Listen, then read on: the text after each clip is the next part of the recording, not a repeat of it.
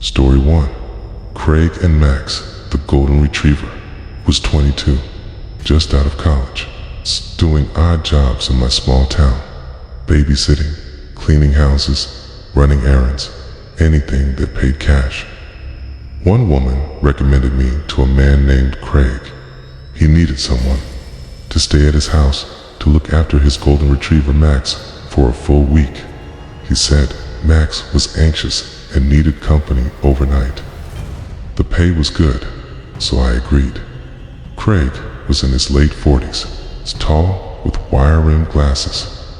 His house was on the edge of town, surrounded by woods, beige carpets, floral curtains, everything. Looked a little old.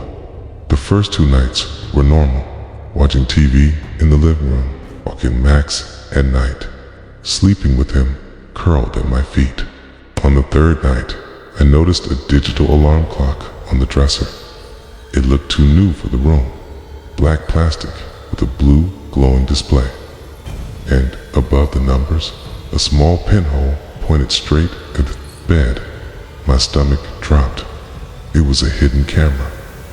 Max lifted his head and whined. Then I heard a door closing deeper in the house. Craig was not supposed to be back yet, but I heard footsteps on the hallway carpet. I locked my door as fast as I could. Craig knocked. His voice was calm but slightly out of breath, saying he needed something from the room. Then his voice changed, sharp and angry, demanding me to open the door. Max barked louder. I ran to the window, opened it with shaking hands, and climbed out into the night. Story 2. Airbnb Nightmare with Alan ***. I booked an Airbnb a week before visiting my girlfriend, Emma's sister. It was cheap, close to her sister's house. Good reviews, old 2-story house with wraparound porch, warm lighting in the living room, hardwood floors. It looked cozy. The listing mentioned the basement storage room was off limits. Paley noticed when we arrived, the house looked weathered. Alan, the host, was waiting on the porch.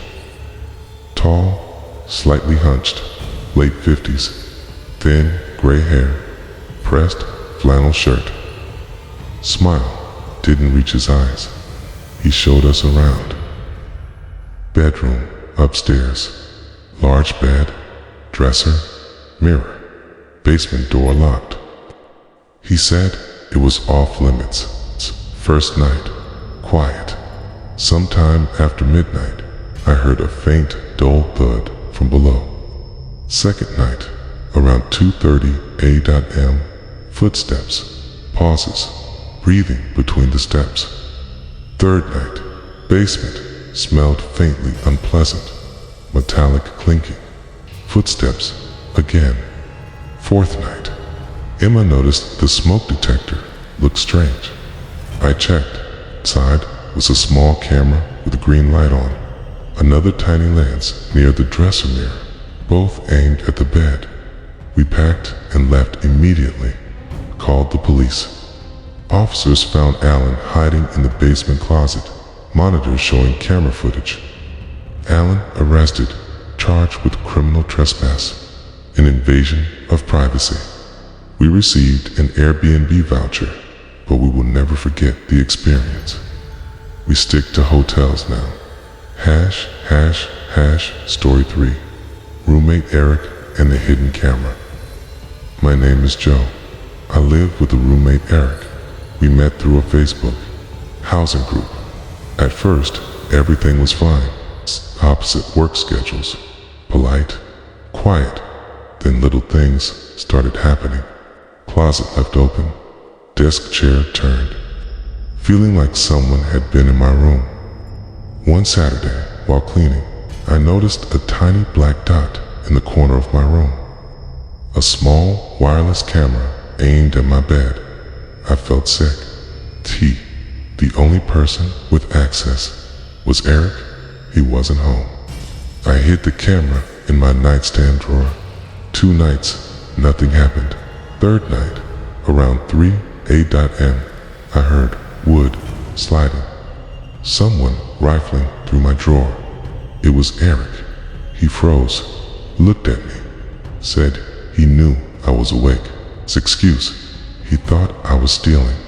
I didn't believe him. I grabbed the camera, told him never to enter my room, threw it in the trash. Next morning, the camera was gone. Eric still lives here. We don't speak. At night, I hear footsteps outside my door. It's fear of more hidden cameras.